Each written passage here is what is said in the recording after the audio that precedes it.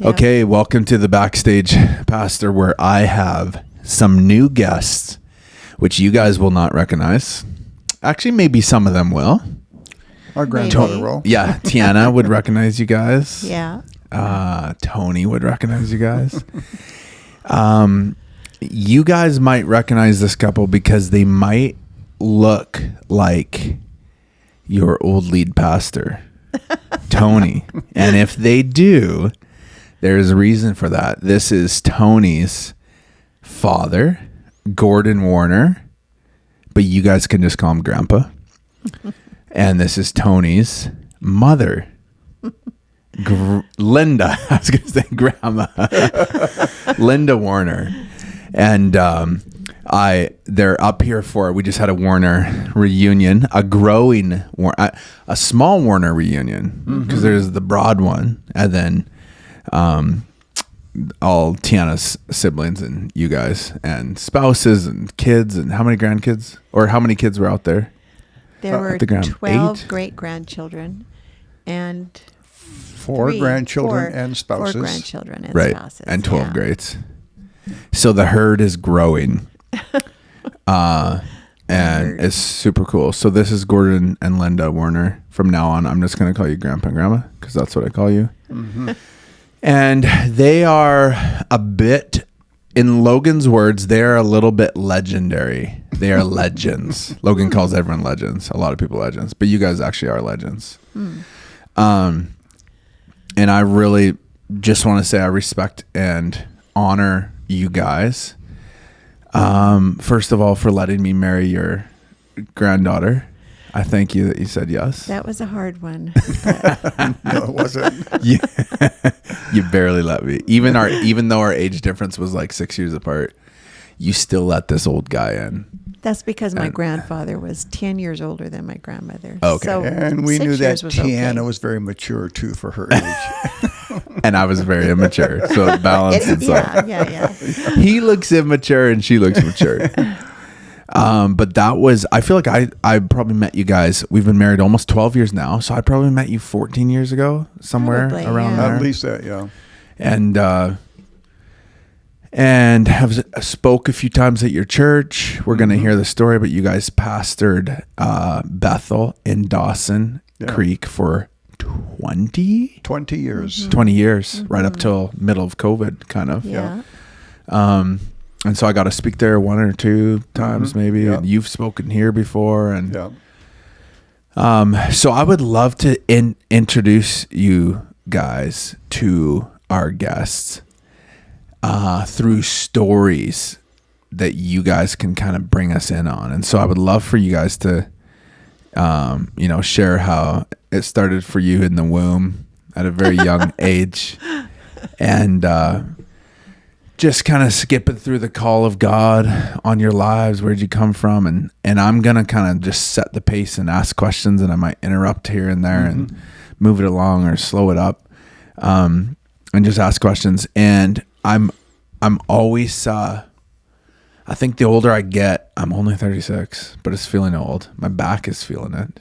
The older I get, the more I'm intrigued by, would you guys call yourselves elderly people or middle-aged? Well, we don't look at ourselves as elderly people, but when we look at our age, we are definitely elderly people. That's good. We found out recently that I'm a senior and he is old. Not yet. Not till I turn 75. Then he's How far apart are you old. guys? A year and 2-3 months. Because of your age, he's old and you're a senior. Yeah. How it's recorded or listed That's somewhere. interesting. Yeah, I came across this article that when you're 74 and under, you're a senior, but when you're 75 and older, you're You're old. Yeah. Interesting. Somebody's brain thought of that. Yeah, and I guess everyone would see it different too. Yeah. Different ages. So you guys are young at heart and young in your mind, but your body is just saying you're old. You're getting there. But you guys are great. I mean, Grandma, you have a cast thing on, but that's not normal. No. That has nothing to do with age. She fell in a hole in Rome? Venice. Venice. And She fell into a bit of a lion's den, and a lion kind of got you, and now it's healing. Almost done. Anyway, so the older I get, the more I'm impressed and curious about people who are I don't want to say nearing your end, because you guys have 30 years left, but who are further along on the running path. Mm-hmm. You know, Hebrews 12, running this race which is set before you, and are still running it well, and still in love with Jesus. And here's a big one: who aren't all bitter and unforgiving. That's big. Mm-hmm. That's huge in our culture. It's like, this person knows me and that person, I can't forgive them. And just bound up. And people who are just walking with Jesus and closer to, further along on the path. Because who cares? I mean, it's amazing how you start the race, but it's all about how you end. Like, that is everything. Yeah. And so it's inspiring seeing people further along on the journey. It's like, oh, it's possible. Yep. And so I always want to try and figure out and ask about the tricks and hacks and little things you've learned along the way. It's like, how do you stay in love with Jesus for that long? And how do you keep your faith alive? And how do you stay passionate? So I'm going to ask all that, but we're going to rewind 74 years to 1951. Yeah, 75 in September 22nd. Which is a month from my dad's, but my dad's and you are a month apart. Yeah. 1951. How did it start for you guys? I mean, I know it started in the womb, and but just kind of where you grew up, and then calling of the Lord, and then pastoring journey. Go for it, back and forth, interrupt each other, not too much, but Well, we were both raised in strong Christian homes to begin with. right. So that's a huge plus. Yeah. Our dads both were in ministry. My dad was more of a pastor, where Linda's dad was more pastor, missionary, evangelist. Yeah. So we grew up in that environment. So church has always been our life. I mean, I was in church when I was a little baby, and church was always part of my life. Right. So, and Linda basically had the same experience. Yeah, my dad Yeah. was into TV. I sang on TV when I was about 4. Would he preach on TV? You know, he did. Yeah, at that time it was called Assembly something. Anyway, What was he Yeah. on TV for? well, it was the Assemblies of God must have had a station, and he Okay. was on there at one point then. But then he had his own TV program later on. Right. Yeah. Black Buffalo. Black Buffalo Powwow. Yeah. And that was in the States, right? Yes, yeah. He first did it in California, and then he did it in Peoria, Illinois. Yeah. Siblings? I have an older sister and a younger sister and a younger brother, and all my siblings served the Lord. Wow. Yeah. That's And, rare. Yeah, actually, my sister is actually a pastor too, and her husband. They're both pastoring. Yeah. They're retired now, but retired, but they still are involved with ministry. They do. He's a chaplain for RCMP and fire department. Okay. Yeah. And my sister works in care homes and stuff. Okay. And Linda's family.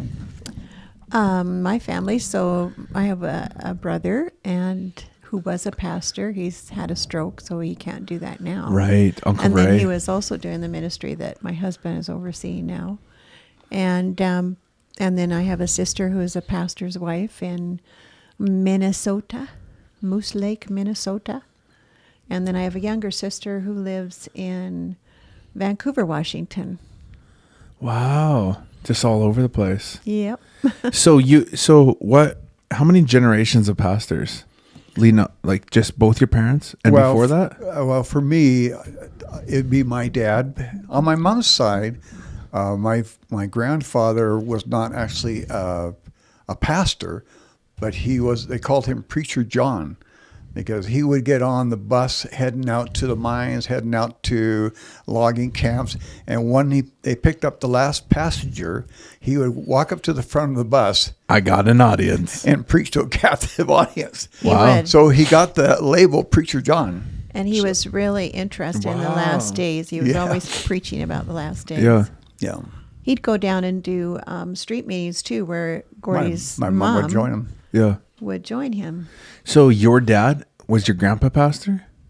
My dad was a pastor, and then my grandfather, I think Grandpa went into the ministry after my dad, and then but on my grandmother's side, her grandfather was a circuit riding preacher in Spokane, Washington, Oh wow. and a wonderful Christian man. And then she had other pastors on her side that were like way back in the 1700s. Wow. So we're 5th generation pastors.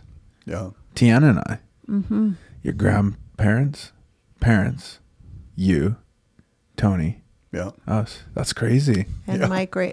so that would have been my grandmother's grandfather. So that would be my great grandfather, right?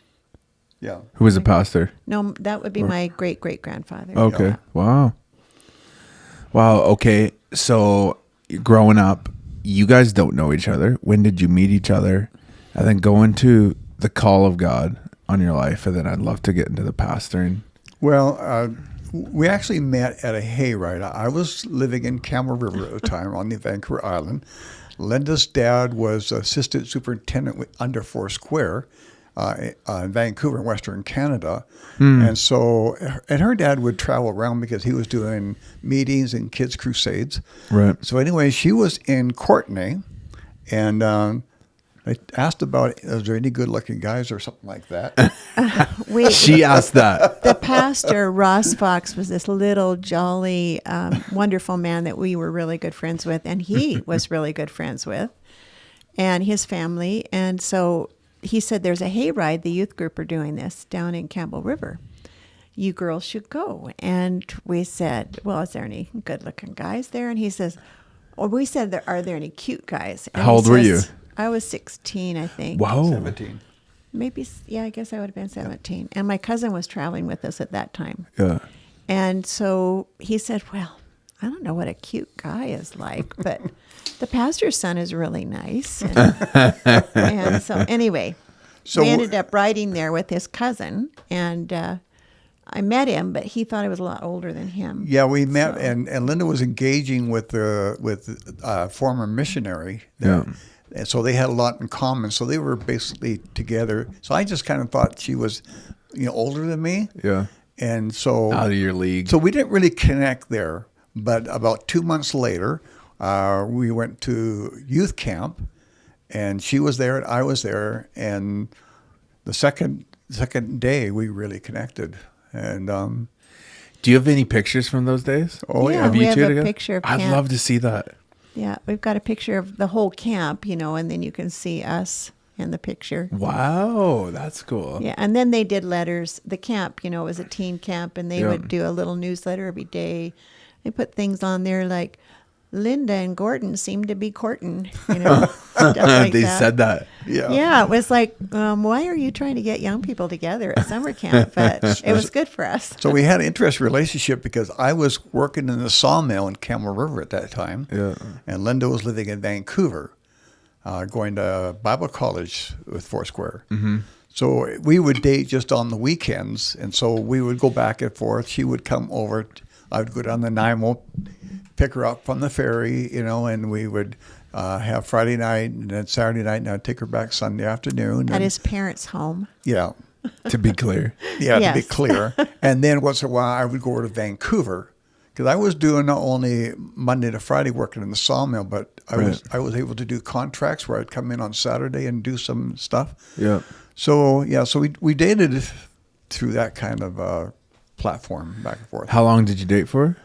We started in end of August, and we dated right through till we got married July 2nd the following year. So you started August, 11 months later. You were married. Married. Great proposal. Did he plan a good proposal? Oh, in the church, in the Foursquare Church nursery, we had the lights off. And so the pastors, they lived on the other end of the church. Yeah. And so we just wanted to have some quiet time. My dad was doing meetings there, so he flew out to be with us. This is in Saskatoon, Saskatchewan. Right. Yes. And so we're in North Battleford, Foursquare Church. And that was the only place where we could go to be by ourselves. And so we were in there, had the lights off, like I said. And he gets down on his knee Whoa. and proposes to me. And the pastor's wife walks in right in the middle of that because she wants to make sure there's no hanky-panky going on. Right. And he's proposing. And so we're like, oh, and she turns the light on. Bright. Okay. And anyway, she knew I was madly in love with this guy and was anxious to see him. So when he came out, she was just as happy, I think, as I was that he came to see me. How old were you guys? I was 19 at the time, and she would have been 18. Whoa. Yeah, I was Young. I was 8. I had just. Yeah, because you turned 18 in December. Yeah. Okay, so you get married. And What we're happens from 18 there? and 19, Well, and we were put kind of in I felt like in a challenging situation because Linda's dad was living in Vancouver, but he told me, we're ready to go back on the road full time in our motorhome. So basically, Linda will be traveling with us all over the U.S. or going to Bible college. or going to Bible college in Los Angeles. When you were engaged.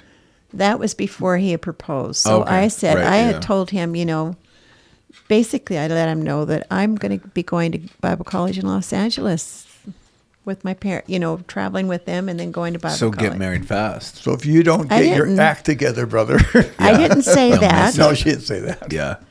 We were But he in love, did. and we knew that God had brought us together. When you know, you know, and Had you dated, either of you dated before? not really A serious little, with anybody. A little. Yeah. I dated a little. You dated a little, but Yeah. nothing. My parents, he was the first one that they really liked. Right. Yeah. And the that same I with my dated. parents. I mean, in fact, when we started to go together At camp. and then I brought Linda to our home in Campbell River. My dad had on our wall, white wall. Oh, my he goodness. He had put a great big heart there and Spray painted it spray bright painted on the red. white wall. And I thought, GW and LW, which is Linda Wilson, Yeah, her yeah. initials, in love kind of thing. And of course, she freaked out. She I'm like, comes in- what is? Who did this? Why would his dad spray paint whole this wall. on the wall? And when Love is in the air. they were going to panel it the next day. Yeah. So he was being goofy. He loved being so goofy. funny.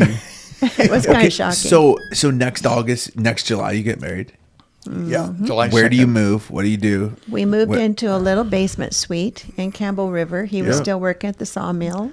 I felt the call to. In fact, when we got engaged, after we got engaged, her dad was going to Turtle Lake, which is a kind of a camp mission. And ministering to the Cree people Cree there. people. So That's we were revival services. So we were there in that camp, and we both felt God call us together. 'Cause I always felt my call, but together we felt that call there to be involved in ministry, and we were leaning towards First Nations. Right. That's where God wanted us. So after we got married, we wrote out to that pastor and said, "Hey, we're ready to come out to help you. We will look after our own expenses and stuff. We just want to come Right. and help you." And we were all excited, ready to go in the ministry. Yeah. And he wrote back and said, "We don't really need you." Wow. And so we thought, what now? But then my dad kept traveling, and he found out a little church in Arizona, Peach Springs, Arizona, had been built and had a little parsonage by it, and it was on the Wallapai Reservation. And he just told us about it. He said they really need a pastor. It's nothing's happening there. It's abandoned, basically. But before that, we were really involved in our church. We both taught Yeah. Sunday school. Yeah. I was helping with youth. And then on Sunday afternoon, between the morning service and the evening service, we'd go over to Quadra Island and we minister on the First Nations there. So that's where I got my start in, I would say, pastoral type ministry. I was playing my guitar and then, helping with lead the singing. And once in a while, every other week, I would be speaking. So that's kind of where I Yeah. would say I cut my... We went over with an older lady. Who actually Ruby planted the S- church in Cameron River, Foursquare Church. Her name Okay. was Ruby Sloan. She's passed away now, but we would go over, and she was helping to mentor us. And even when we moved to Arizona, we had another lady there that helped to mentor us. Yeah. And she was a missionary, a woman missionary Yeah. that had Right. gone there. So, So you go down to Arizona then Yeah. as your first pastorate? Yeah. and he'd never been to the United States before he met me. Had you gone to Bible school? Well, no. Actually, we just felt God called, and we kind of Yeah. felt this pressure of Jesus is coming. We don't want to waste our time. What year was this? This was 1971. Right. So basically, I did my Bible. Hippies. Yeah, I did. Hippie movement. It was, and I did my Bible college by correspondence. So I was kind of doing that as I was pastoring. But this little church in Peach Springs, it basically had a building, had a parsonage, but had no pastor. Yeah, for years it had no pastor. So when we went there, our first Sunday was only 2 little kids that showed up. And I'm thinking, I traveled 2,000 miles from Camel River all the way down to Peach Springs. And you moved already? Yeah. We had Like moved. you didn't go We test went it there out. sight unseen. We didn't have, Wow. we only had our Mustang, 69 Mustang that he What? bought. Yeah, He classic. bought didn't when tell we me were about dating. this. It wasn't a classic at the time. It is now. And then we Yep. had bought a basket chair to put in our little basement suite, and we had Yeah. a cat. And that's what we traveled down there with, our clothes and our basket chair. And But the Lord told me at that time, when just 2 kids showed up, I was really discouraged because I was thinking about, I gave up a good job. I was working full time in the sawmill. Yeah. I gave up a good job where I was living to come to this. It wasn't a very ideal place to live either. And I was thinking, I gave all that up. So I'm kind of having a pity party before the Lord. Yeah. And the Lord just said to me really clear, but I died for these 2 kids. yeah. The Lord put it in perspective for me. So that was the last time Wow. Wind. I kind of had that pity party. And Yeah. then he led us into starting a children's club. We lived on what they called Honega Hill, Good Hill. And so they could basically see us from a lot of places on the reservation. And we started this children's club, and that's how we started growing the church. Wow. How long were you there at that church? We were there 3 years. Yeah. And so, We saw people get saved, and we developed a Sunday school, and he enlarged the church by half, right? He Doubled it. Doubled it. size of it. He did all the building himself. Doubled it from and- 2 people? No, size. Size Actually, wise- the size of the church. Well, the It physical, was but like 4 people when you left. no, there was about Poor 30 children. There was about 30 people. We had adults get saved, and we had them teaching in the classes in Wow. Sunday school. Yeah. So we had developed. In fact, we went back there now. We just went there last January. In fact, Okay. we made a video so people go to Black Buffalo Global Missions, they can actually find the video that we made from that church. Location. Outside. Okay. Wasn't Tony born? He There? was Yeah. born there in Peach Springs. He got his kicks on Route 66. That's crazy. He was born on Route 66. Wow. Yeah. And so was our middle son, middle son, Rich. Rich. Yeah. Yeah. Wow. Yeah. So you're there 3 years? Yeah. Yeah. Then what happens? Well, there was a vacancy in the church in Bishop, California. On the Paiute Shoshone. Yeah. So the first place was the Wallapai people, and then that was the Paiute Shoshone Reservation. And while we were in Peach Springs, too, we made several trips down to the Grand Canyon. It's called Havasupai Indian Village, where all those beautiful waterfalls are. We would go down there and have meetings down there a couple of times. So By anyways, horseback. yeah. So anyway, Wow. so the superintendent called us and said, the church in Bishop has got no pastor. Would you be interested? And I had already gone there. Is this Assemblies of God? Foursquare. Foursquare. Oh, okay. We're still in Foursquare. Yeah. So we already had felt a leading to do that. So we went there in I guess at the end of November of '74. Right. So we were there for 3 years, and that was a great experience in a lot of ways. We Okay. also had the opportunity to minister at the Independence jail. County jail. Yeah. Yeah, it was a pretty incredible Wow. experience ministering. We had a lot of people get saved. These are people that had committed major crimes. We couldn't even see them. They would hold their mirror out so they could see us. A metal mirror. It couldn't be a glass mirror. No but great way. experience. We got involved our people into doing devotions with them and back and forth Little through Bible snail study. mail did studies to help them grow in their faith. And We had a Wow. group of people there that really had a heart to do outreach ministry. yeah. So we would go every week to a place called Lone Pine, and then the county jail that Linda's talking about. And then once a month we would go down to Death Valley, Yeah. where Indian people live down there, and we would do a service down there. And then on the summertime, in the winter. yeah, They and lived there. And then in the summertime, we would make bigger trips. We went one time to Montana, to the Crow Agency, where they had the biggest powwow in the U.S., and just to share the gospel. And then Wow. we took a group down to the Grand Canyon to Supai to minister down there. So it was a pretty exciting time. Oh yeah, and you guys are just young pastors. Yeah. Yeah. So 6 years in, and then the end of your 3 years at your second church there. Corey Is was that go always, to he was always the island? wanting to come back to Back to Canada, Canada. I think. Yeah. And so Linda's dad, who did a lot of traveling, he'd been up on the north end of Vancouver Island, and he said, the church there has got no pastor. And this was now in Pentecostal Assemblies of Canada. Yeah. So, and my brother was getting married in Calgary in November, so I went up at Thanksgiving time, Canadian Thanksgiving, and spoke in this church, and they voted me in. In the North Island, where? Port Hardy. Okay. It was three Right. reserves. Tony has lots of stories from Port Hardy. Yeah, it was three Ocean reserves: fishing. the Quatsino Reserve, the Sulquati Reserve, and the Fort Rupert Yeah. Reserve. Wow. So So, all three churches were reserves, yeah. on or close to. Yeah. Well, yeah. Yeah, we they had all, a- they all got together, but they all had their own separate buildings too. Yeah. Brother Nygaard, one of the stalwart missionaries to the Native people years ago, he had built a little church in each community that he went to, and he had built a camp in on the Fort Rupert Reservation Reserve. Yeah. And so that's where we met. We tried all different things. One Yeah. point we were having a Sunday school on all the reserves Yeah. and a service, and then every week.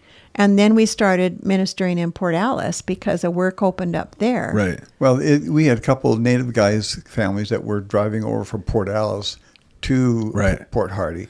So they were doing a little home study, and they said to us, "Oh, why don't you come over to our home group?" So we did, and then and we were doing that for a couple of months. And I just said, I wonder if we should look at renting a building in the community, Yeah. because we might get more people. And we did, and it just started to grow. So it grew and grew, and then we started to rent. They have a church there called the Ecumenical Church. Yeah. The United Anglican Catholic used it, but it wasn't used on Tuesday. So we went over there on Tuesday. Pentecostals got it. Yeah, and so we had we called it Tuesday school. We went over at 4 o'clock to 5 o'clock. We had Sunday school, and then we went to somebody's house for supper, and then we had the evening service, and it grew to like 90 people at one time. Wow. It was And during Port the- Alice. Port Alice. Yeah, it was during the charismatic movement too in the 80s, and a lot of people from the ecumenical churches were being filled with the Spirit. And so they desired that kind of a community and service, so they would come to our service and really enjoyed it. So we just felt like we wanted to see a pastor there, and then we just felt God leading us to go there because we'd already been invested there. Port Alice. Yeah, we'd already been invested for 3 years. Is this where you built the building? Yes, Yeah. That's still there today. yes, right on the. Tell me waterfront. quick about that building. I know Tony's talked about it in like sermons. Well, Cut the lumber. the Yeah, building, like- it's a Everything. lot. I could write a book on Like it. you mowed the trees, cut the lumber, everything. right? Everything. I mean, it's an amazing It was story. crazy. Like we don't have enough time in the podcast to share it because it's actually a book. Yeah. Because we had a piece of property that was bought years ago up on the hill. Yeah. And so the people in the church said, we need to build a church, but we can't build up there because there's nowhere to park. Because of the mudslides years ago, they had built like a wall around the city. Right. And so we couldn't build there. But there's a guy that got saved in our ministry. He said, I own a piece of property right on the ocean. I'll trade you. Wow. So he traded us. Waterfront. But we're saying, well, we got enough for the building, but we don't have enough for the parking. Of course, the town wanted us to have a piece of property for Yeah. Well, the dentist that had gotten saved in our ministry, he owned the property right next. So he donated that for a tax receipt. No way. Yeah. Yeah. So we had the Yeah. property, and I got a good relationship with the forest companies and stuff. So they were donating trees. We bought a sawmill, a mobile dimensional sawmill. So we cut all our own lumber. And we had 2 retired guys. One No was way. one was more of a door maker and window stuff, and the other guy was he built apartments and stuff. So they came and Helping. gave time. Yeah. It was incredible. So so we built Community this thing. just did it together. And when I left, we only owed $10,000. Wow. And that's what we paid for the sawmill. We got to see these places. In fact, next year, we're hoping to get down south a little bit and see some Arizona spots. We got to go see those spots. And It is- Northern Island. Yeah. It's amazing because we built the church so that when you look at it, when you're in the sanctuary, looking towards the front, it's kind of it's got a wall at the backstage, Yeah. and then it has a 45-degree angle where the doors are, all window. So that could be distracting, though. It is As the whales are just like exactly. So I said to the people in the dolphins church, frolicking. if the pastor is boring, at Just least look you out the can window. enjoy. Yeah, you can Yeah. enjoy the view. Didn't your office just like overlook the ocean? It Yeah, did. he had them put in a big window. District superintendent. That was the $10,000 of debt. That was that window. Well, the district superintendents that came to visit, they said you have one of the nicest offices in all of Canada. Oh yeah. because it overlooked the Gorgeous. ocean. Yeah, Yeah, I mean, it's it's just beautiful. beautiful. Oh. And it's hard to get pastors in these small communities, Right. and Still. it's really exciting to where we see them on Facebook. It's lay people that are keeping that church going, and So there's no pastor there now? no, pastor. but they are reaching out to the community. They have women's teas and breakfast for the guys, all for the community. Have It's you been back to the exciting. building recently? Well, not recently, we were but- back with Tony and Sarah quite a few years That ago. was when we found out Luke was on the way. How old is Luke? Oh dear. He's No, 31. There was another time too. We went back there, but I can't remember. My uncle passed away, and I was asked to do his funeral in Okay. Courtney, Oh, and then we went to see it. and we went to see the building. Right. Okay, how long are you there? Well, we were there 3 years when we were going over from Port Hardy, Yeah. and then we moved there. We were there for 5 years, so Okay. 8 years altogether. And then your next church is Bella Coola, And And we were really content. which is so cool. Yeah, we were really content. And, when you've built a church and you've gone through the dedication and all that, you're just worn out. Yeah. And so at that point, I think we felt like, well, maybe we're supposed to move on. But we ended up the next door neighbors that really at the first didn't like us building a church next to them.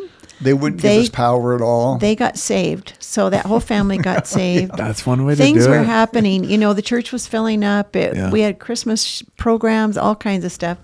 And then Gordy goes down he just makes a random trip down to the church on New Year's Day, which he didn't normally do because New Year's Day, is a day Yeah. off. And what happened? Well, I'm down there and I get this phone call. Of course, no cell phones in those days. Yeah. I get this phone call, and here's Brother Smunk, who was a district superintendent. And he said, I just been praying, and your name came up. We have a vacancy in Bella Coola, and we're wondering if you would be interested. Yeah. I said, oh. I said, well, and I just felt like I should never say just no. Right. No. Talk to JC. We're gonna pray about it and see what happens. So I went home, tell my wife and our 3 boys, and our 3 boys were involved in minor hockey at that time, and baseball, little league baseball, Which he coached. and He they coached it all. love Port Alice because the fishing and all Yeah. that stuff. So, anyways, I went home and I shared the news, and Linda broke down crying. No, I don't want to leave. Whoa. And so I told the boys, I said, and Linda, I said, well, let's just pray about it for a week and see what the Lord tells us to do. But I think first you told me, Yeah. and then we went down to the library to find out what we could find out about Bella Coola because we knew nothing. And there's no internet. At the library. There's Yeah. no internet. That And You time. didn't So- ask chat? No chat. No chat. So we found a beautiful British Columbia magazine that featured Bella Coola, and it was a little bit older, but we brought it Beautiful. home and we said, this is the place where we've been asked to go. It doesn't have minor hockey. It doesn't even have it has an outdoor rink that if it gets cold enough, the firemen put water on it. And there is no little league there. Baseball. There's The no ocean. paper routes. We don't even know if there's any music teachers because we had Yeah. our kids in music. Yeah, But there's was ocean fishing. and grizzly bears. And, Yeah. Fishing galore and hunting Yeah. and mountains to climb and rivers to cross. So and, you know, in one week, we got together as a family, and I felt, you know, Tony at that time was 13, and I felt he was old enough. You know, they were old enough to be a part of the decision. So, and I felt if God could speak to me, He could speak to Yeah. Linda, He could speak to our 3 sons. Yeah. And so they all said, "Dad, let's go." So Wow. we feel like God wants us to go. So, Adventure. and I had come around, obviously. So we went to Bella Coola and there for 10 years. Wow. And a lot of good things happened, but we ended up having 2 wonderful daughter-in-laws. Out of Anaheim, right? out of Out at Bella Coola. Bella Coola. They lived in Bella Coola? Well, Yeah. yeah, Linda was a nurse, came down there to practice, and Kim Yeah. got working with the highways and stuff. With road and so, building and- so the Gill family came to our church, and And Sarah our- Sarah was, I don't know, Sarah was about 16, I think, at the time they moved down there. And Wow. so Tony and Sarah That's- met, and of course fell in love, and then Rachel and Gabriel Yeah. met. Brothers married sisters. Yes. That's so wild because I you- mostly grew up around Williams Lake after the States. Yeah. And then Dad, you know, and Mom were missionaries to Canada and missionaries to the First Nations. And so they would go out to Anaheim and Bella With Coola. with And the we'd do plane, fishing right? trips. Oh yeah. Yeah, the plane came a bit later. Wasn't he a shantyman, your Yes. dad? Yeah. So, but he'd go to out of the way places, and one of Yeah. the out of the way places was Bella Coola, and so we'd go fishing there often. Oh, and- it's great fishing. I didn't know that your Yeah. dad went to Bella Coola. You know, and Oh people- yeah, we and- went there fishing for a few and different peop- summers, and People often said to me, you know, you went to Bella Coola, you know, like it was. I said, you know, but I got 2 wonderful daughter-in-laws from Bella Yeah. Coola.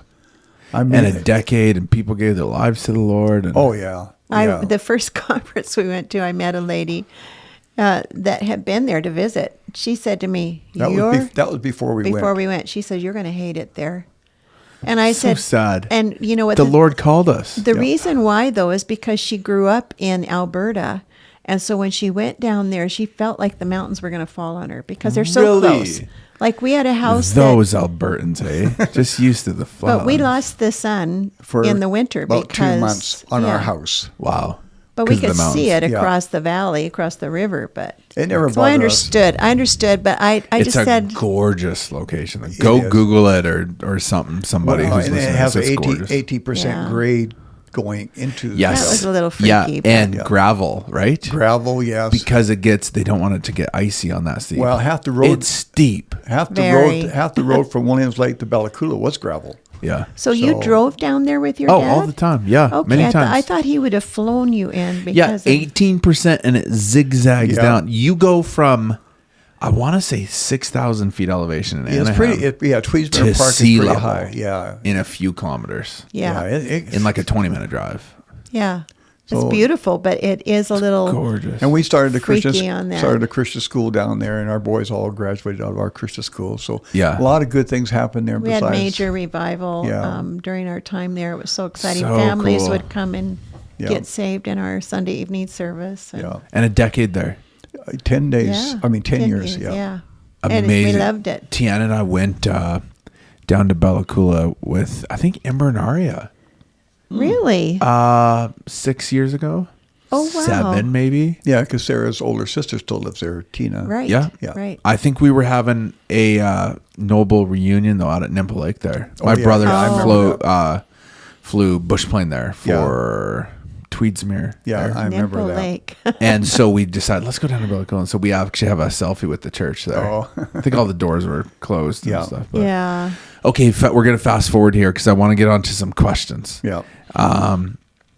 So Bella Coola for a decade, amazing. You see revival, souls Yeah. saved, good things happen with root systems. Yeah. Lord calls you on to another location, southern BC, Yeah. But Sparwood, right? Yeah. we had a year.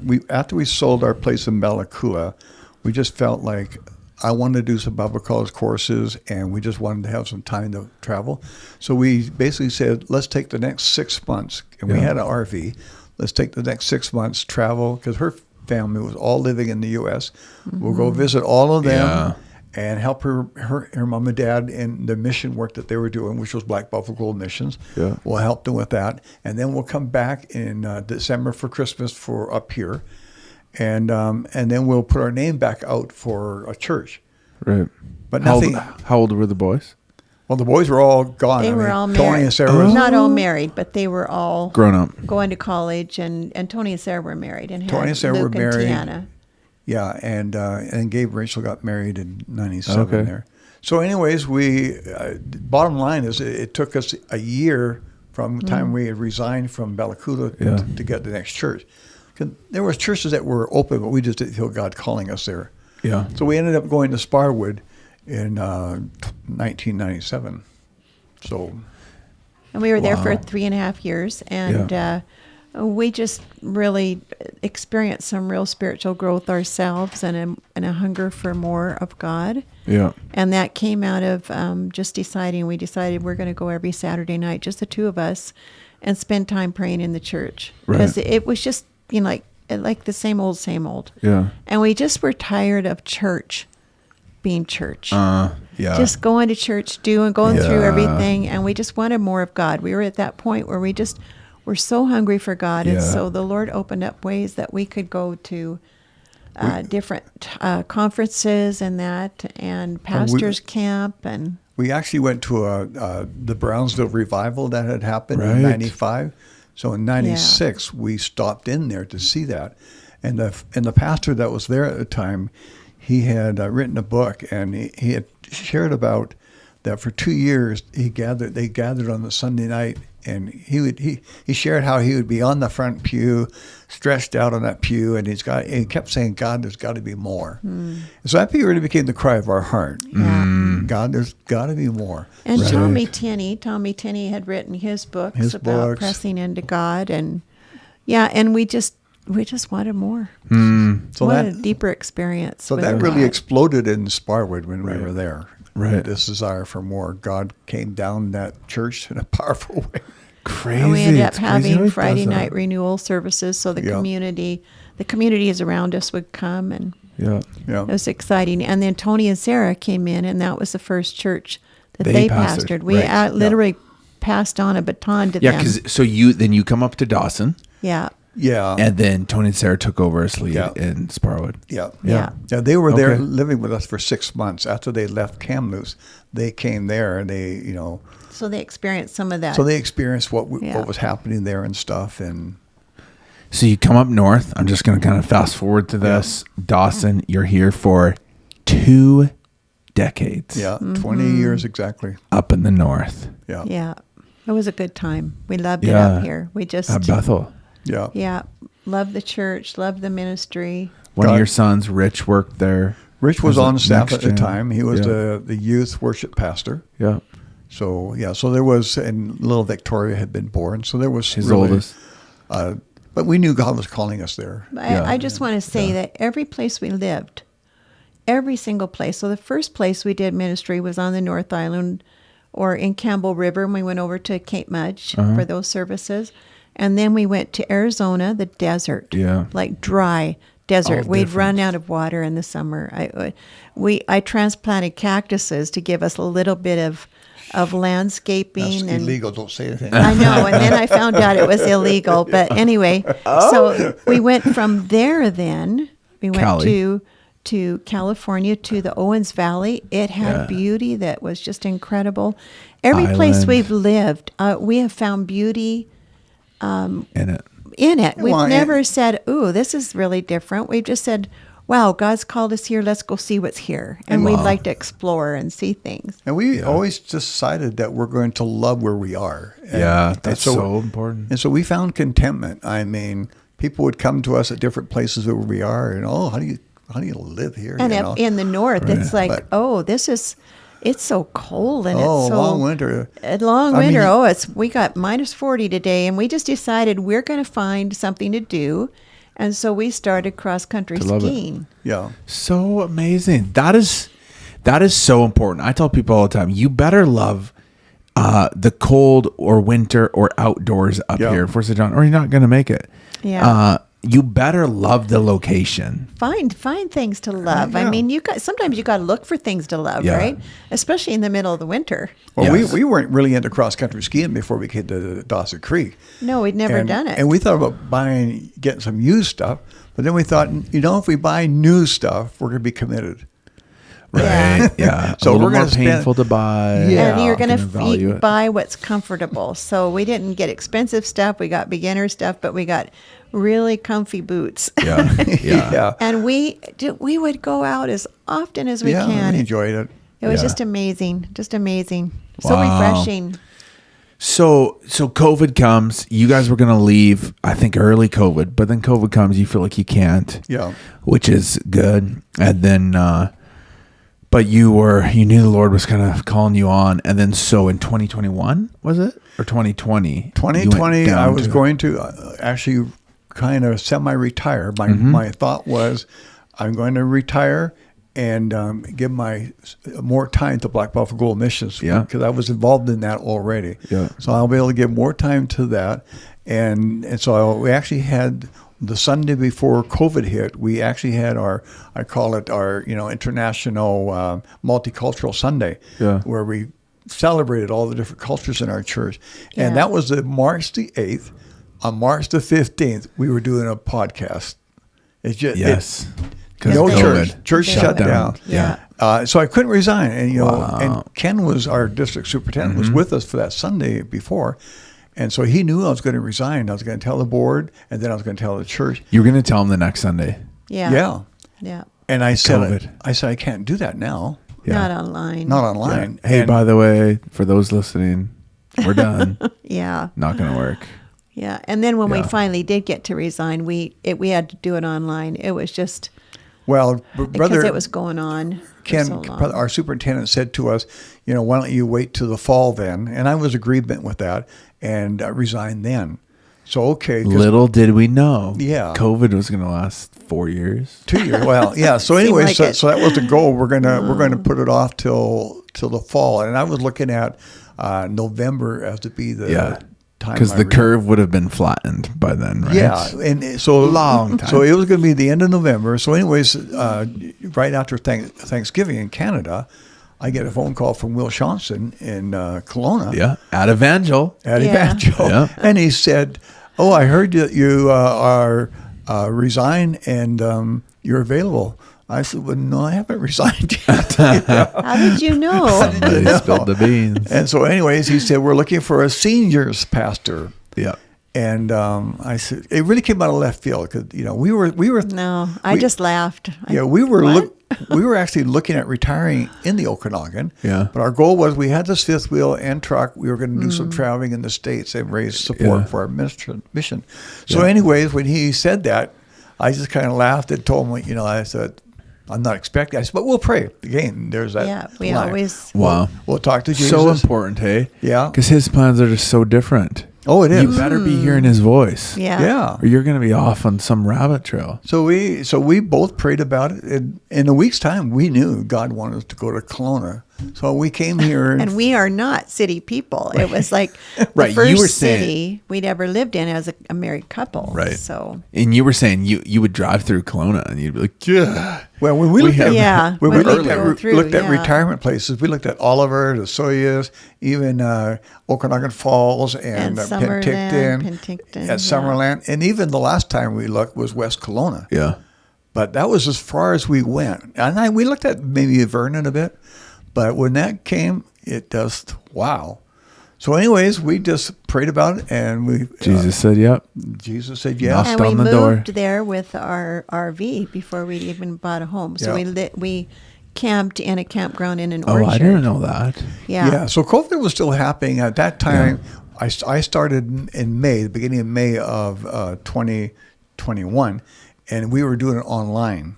Yeah. So it was good. I mean, and after doing it for almost 5 years, I felt like it was time to retire from that. Yeah. I was 74, so Yeah. But And we I- loved it. Oh my goodness, we loved those Right. people. Yeah. You had your own church within the church. Yeah. With Yeah. a lot of seniors there. And a lot of Yeah. retired pastors and missionaries that were just rich in Yeah. the faith and wonderful people. And they're still, a lot of them have passed away, but a lot are still there. Yeah.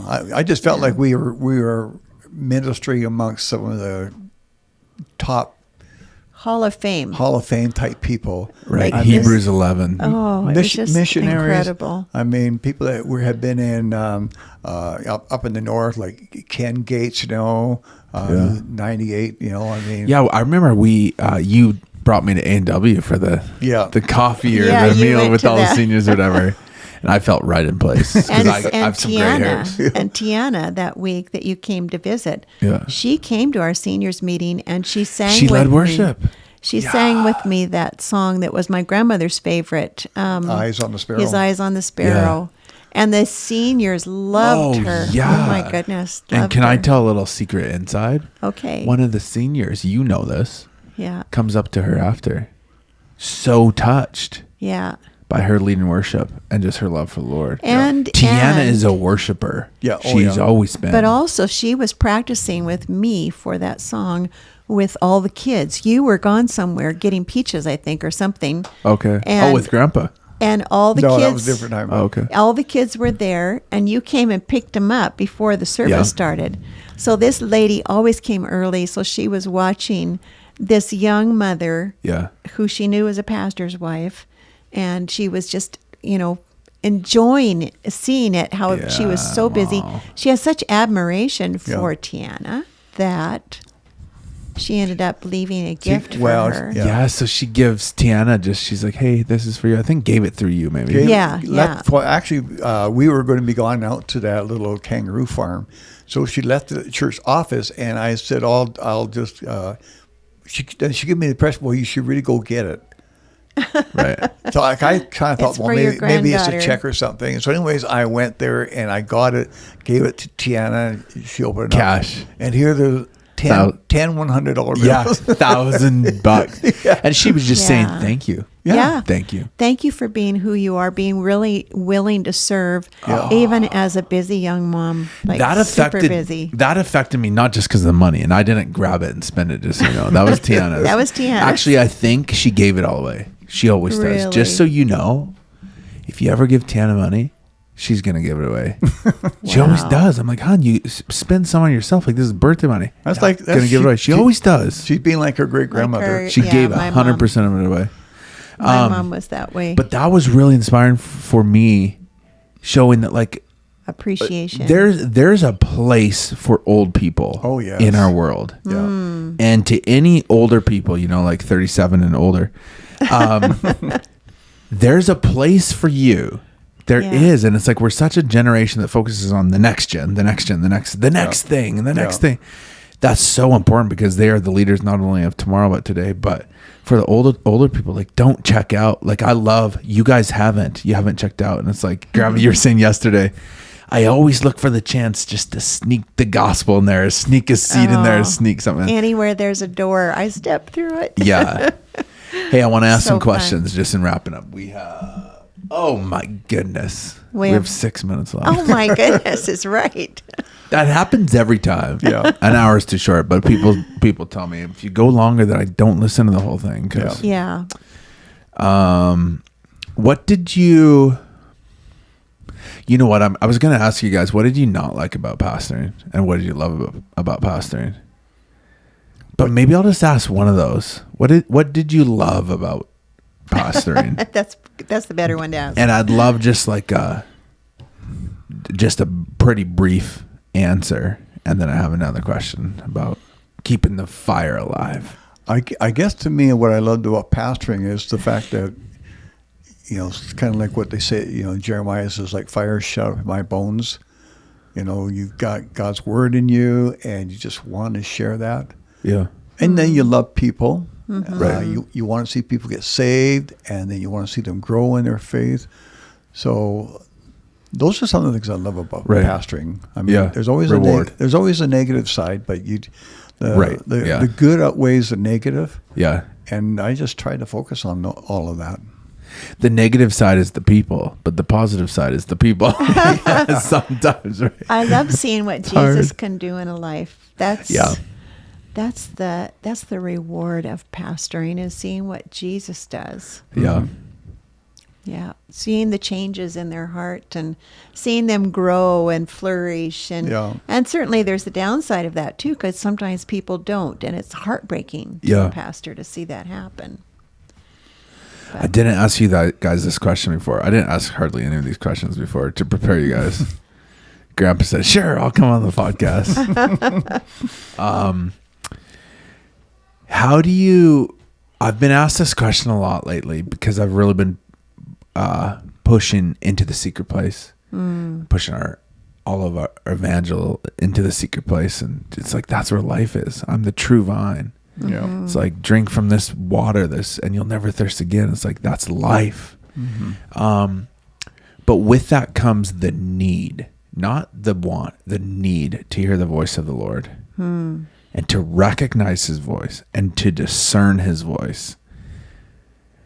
Whenever the Lord called you on, and I know the Lord spoke to you guys so many and speaks so many more times than just calling you to the next church. How did you recognize it as the voice of the Lord and know it was the voice of the Lord? Could you just give us a tip or trick into that? Like, how do you know it's the voice of the Lord, or how do you discern that? I think it's just like, how do you know the voice of your kids? I mean, Tiana could be there, or you could be there. You know, as Lily, as Caius, of course, Caius is different. But you know all your kids' voice because you hear them all the time. You're used to it. And I think with our relationship with the Lord, we're in His Word. You know, I've never had a problem with understanding God's. I mean, when we moved to different churches, I knew almost right away that we were to go. It took me a while. Deep within. In one place. Yeah, I just wanted to make sure. So we're going to pray for a week. But I knew pretty quickly that we're to go here. It's like you can't unhear it. You just, it's you there. know. Yeah. Yeah. Right. But it's sometimes our flesh gets in the way. So in leaving Sparwood, it was really hard for me to do that. God was moving there. It was powerful. Yeah. What was happening. And then to leave and go to Dawson Creek, it was like, oh, I don't really think that's what God wants us to do. Right. And we're hearing north, it's cold.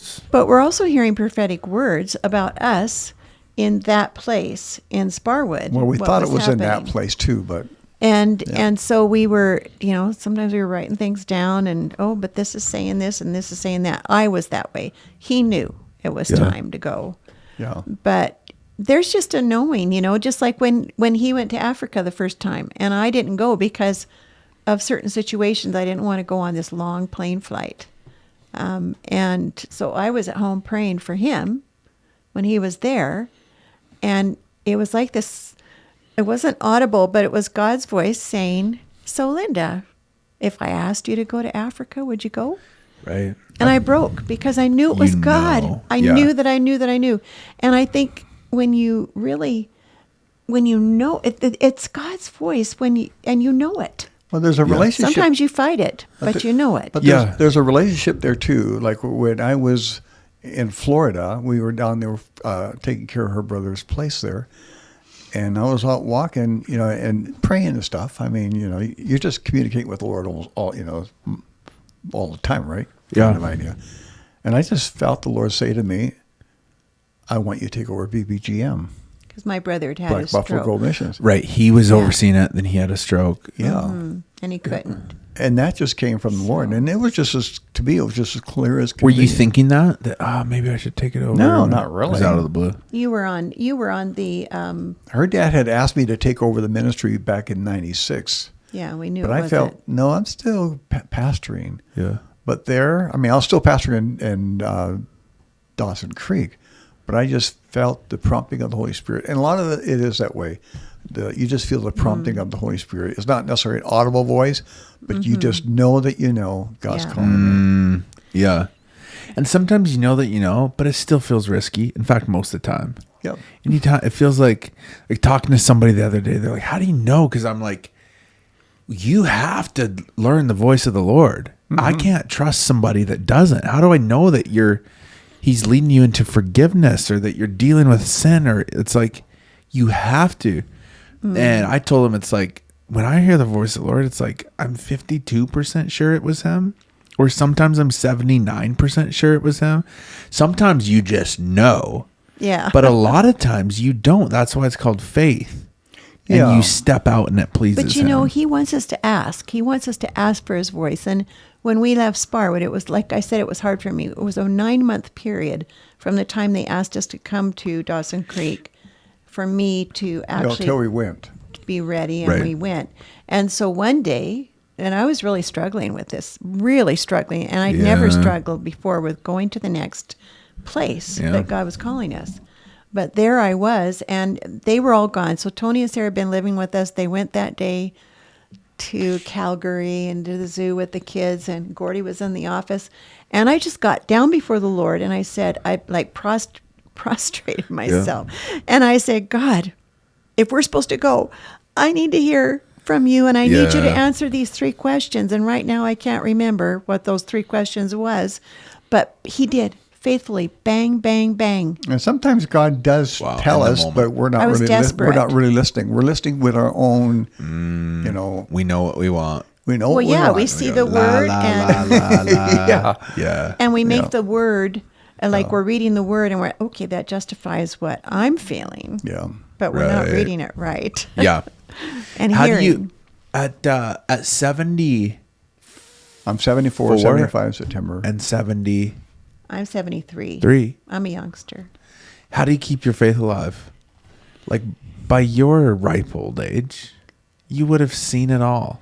You've seen it all. You've been there, done that, bought the t-shirt. You've seen this and you've seen those wacky people and you've seen that movement. And it's like, how do you stay fresh and alive and passionate about the Lord? How's the flame still burning? Because a lot of people, it's not. The flame just goes out. Remain hungry. Remain hungry. I mean, Linda and I both do devotions, devotions every day and stuff, and there's just Pray a desire together. to stay fresh. You pray together every day? Yeah, we try to do that, but we just desire to be, I mean, we go to church service, even though I'm not the pastor anymore. Yeah. We still want to be supportive of the pastor. Press in. You got to press in. You can't remain on the outside. You got to say, Lord, I want to press into you, and just keep pressing. Yeah. Yeah, Wow. and growing in your faith and listening and I listen to different podcasts too, and Right. worship songs and stuff. Inspiring people that are further along. Yeah, reading books. Someone said the other day, most things you need will be brought to you, but most things you want, you'll have to go and get. Yeah. As in, like, you're hungry, you want more of the Lord, you gotta go get it. yeah. You gotta Yeah. set that alarm. You have to go worship. You have to. Don't ever remain satisfied with where you are Yeah. in Jesus. Keep wanting to grow in your faith, no matter how old you are. I was blessed a couple Sundays. Well, the last Sunday we were in Evangel, and a lot of the seniors they have a hard time with the new music. It's too loud. It's those hard loud to sing. churches, hey? Yeah, it's hard to sing, and because of the tempo and all that. And this lady was sitting in front of me, and I could hear her singing and harmonizing, and she had to be pretty close to 90. To a new song. To one of the new songs. Yeah, that's all we sing is new songs pretty much in our church. And I was just like, oh, she's pressing Yeah. in. She's not complaining. soft. And her husband just got put in a care home. So this lady's going through struggles, but she's pressing in. She wants more of Jesus. And my mom too. She was 95 when she passed away. Yeah. But I if met you- her, I think. Yeah, if you had gone to her house, she hears her Bible, and she always pressing into the Lord. I mean, right to the day she died. I mean, when I went down to see her just before, probably a few weeks before she passed away, and I was talking to her, but it was all about the Lord. Wow. Yeah.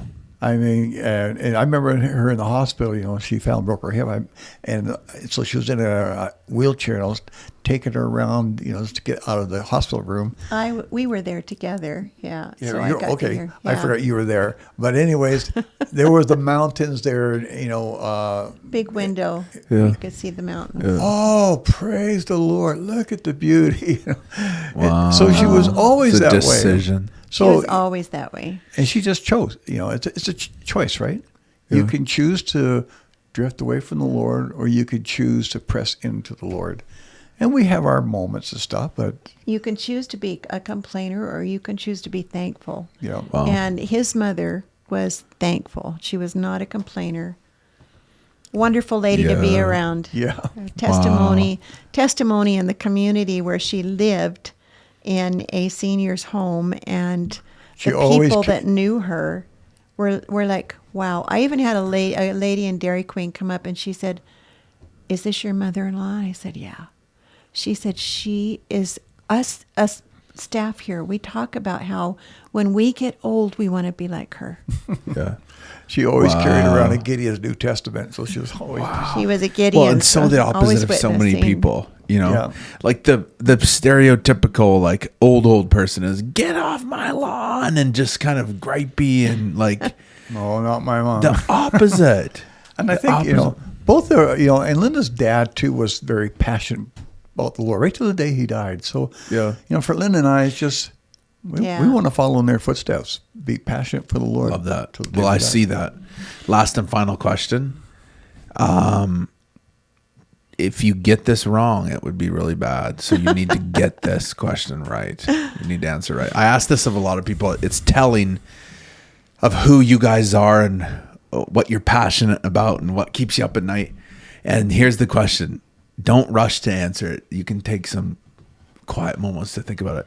But the question is, if you had a billboard, like those big billboards coming into the city. My grandpa used to paint those. He was a sign painter. Really? Yeah. And he would paint the whole thing. Paint the whole thing and climb, like this They is don't do Los that now. Angeles. He painted one of the first Hollywood signs. No way. Yeah. Yeah, they don't do that now. No. Okay, so Grandma, if you have that billboard, you're coming into Los Angeles. Billboard, and 100 million eyes see it every day. I don't know how many. Let's say 100 million. What would your billboard say? What would you? Remember, it's only billboards, so it has to be short. It can't be long Bible verses that people miss. No. What would your billboard say? What would you really want people to know? Just briefly here, final question. I think he lived his life sold out to Jesus. Is this a reflection of us Yeah. or? Yeah, or what you would want people to know. About you. So Grandpa's About you? yours would say live sold out type To thing. Jesus. Yeah. Yeah.